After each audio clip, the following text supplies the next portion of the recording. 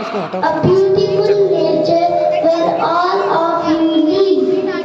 I came here to share my pain with all of you. I am made of five elements.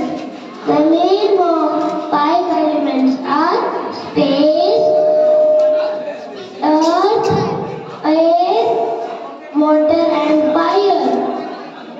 Fire. It is the one who gives light when it is dark and it helps human to cook food as it is very essential for survival. Water. Water is used to help in removing stress for the organism. It is used to bath, cooking and gardening. Air. How can the organism can survive without air? It gives oxygen. Earth. Earth has supreme authority to give food to eat. Space. Space will be the study of humans, so they will get to know about space and its benefits.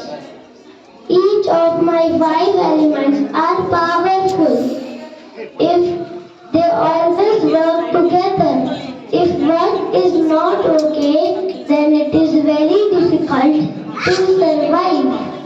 But few people are cutting down trees, polluting my fresh water, polluting my fresh air, throwing garbage, and using all the natural resources. So I am dying. So take care of my five elements and don't destroy me.